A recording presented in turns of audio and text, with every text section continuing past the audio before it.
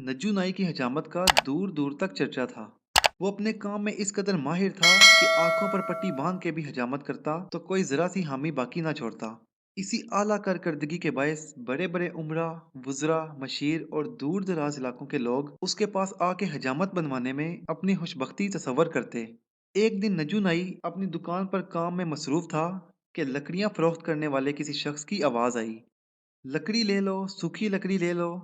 नज्जू नाई ने बाहर निकलकर देखा तो उसे वो शख्स गधे पर लकड़ियां ले जाता नजर आया। नज्जू नाई बोला, 2 आने लो और लकड़ी दे दो भाई। 1 मन लकड़ी के सिर्फ 2 आने। तौबा तौबा। लकड़ी फरोश मुंह बना के जाने लगा तो नज्जू नाई उसे देखकर कुछ सोचने लगा। अरे नाराज मत हो, चलो तुम ही बताओ कितने में दोगे। नज्जू नाई ने कहा, 4 आने से कम नहीं दूंगा भाई। सब की सब लकड़ी? हाँ जी बिल्कुल, सब की सब। एक भी कम नहीं? हाँ जी, एक भी कम नहीं। गधे पर लदी तमाम लकड़ियां दूंगा। सोच लो मियाँ, कहीं बाद में।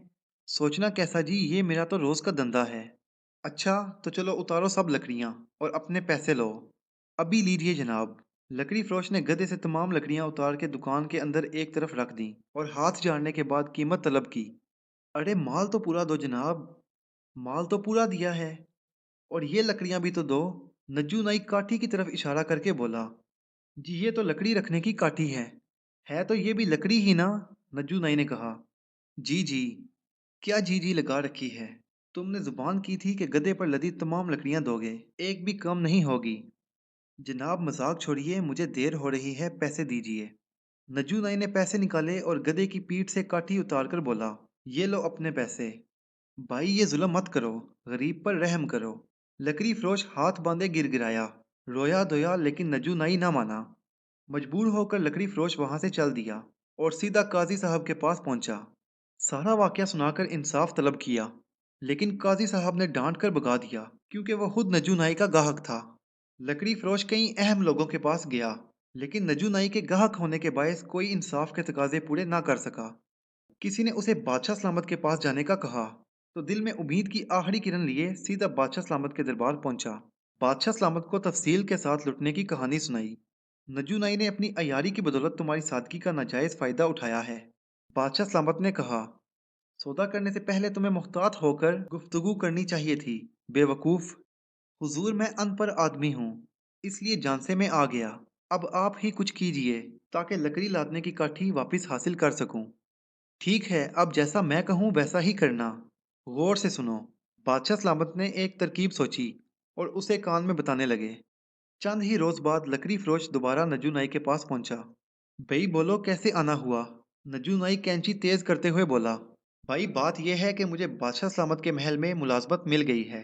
महल के दरोगा ने अच्छी हजामत बनवाने की शर्त रखी है। ओह अच्छा। फिर मैंने आपके काम की बड़ी तारीफ सुनी है। लोग कहते हैं कि आप अपनी महारत से गधे को भी इंसान बना देते हैं। नज्जू नाई बहुत खुश हुआ और कहा, शुक्रिया भाई, ये तो लोगों की मोहब्बत है। बस तो अब मैं भी आपसे मोहब्बत करने वालों में शामिल होना चाहता हूँ। मतलब कि हजामत बनवाना चाहते हो? नज्जू नाई ने कहा। जी बिल्कुल, एक मैं हूँ और एक मेरा साथी भी है जो मेरे साथ ही महल में काम करेगा। दोनों की हजामत के कितने पैसे लेंगे? दोनों के 4 आने होंगे। जी मंजूर है। आप पहले मेरी हजामत बनाइए, इसके बाद मेरे दोस्त की बारी होगी। नज्जू नाई ने लकड़ी फरोश को बिठाया और जरा देर में उसकी हजामत मुकम्मल कर दी। फिर बोला, अब फटाफट अपने साथी को भी बुला लो। लकड़ी फरोश ने असबात में गर्दन हिलाई, दुकान के बाहर खड़े गधे को हाँक कर अंदर ले आया। लीजिए जनाब, मेरा साथी भी आ गया। इसकी चमड़ी नरम है, जरा एहतियात के साथ हजामत बनाइएगा। ये क्या मजाक है? नज्जू नाई जोर से दौड़ा, मैं इंसानों की हजामत बनाता हूँ, हैवानों की नहीं। बाहर निकालो इस गधे को। देखिए, ये तय हुआ था कि आप मेरी और मेरे साथी की हजामत बनाएंगे। जुबान का बरम रखिए, वरना मैं उजरत नहीं दूंगा। ओह, अब बात समझ आई। नज्जू नाई ने लकड़ियां खरीदने वाला मामला याद करते हुए कहा, इंतकामी कार्रवाई कर रहे हो?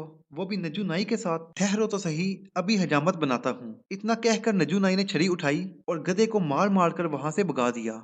लकड़ी फरोश एहतजाज करता रहा, उसे भी नज्जू नाई ने धक्के देकर बाहर निकाल दिया। लकड़ी फरोश दोबारा बादशाह सलामत के पास पहुंचा।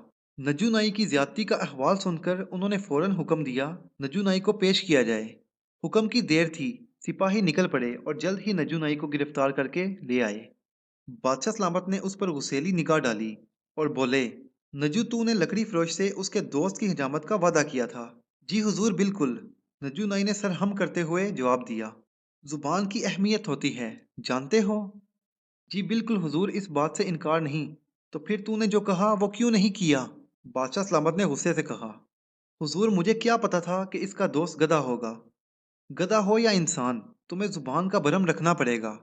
अगर काठी को जलाने की लकड़ी में शुमार करके तू इस्तेमाल कर सकता है तो गधे की हजामत बनाने में क्या शर्म।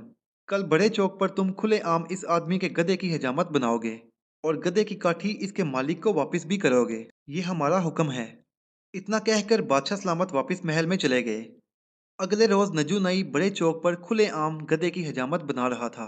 बड़े हंस रहे थे, बच्चे तालियां बजा रहे थे। नजू नई की होशियारी और इज्जत हाक में मिल गई। चंद ही रोज बाद शर्म के मारे वो इस इलाके से कहीं और चला गया और फिर कभी भी इस इलाके की तरफ रुख ना किया।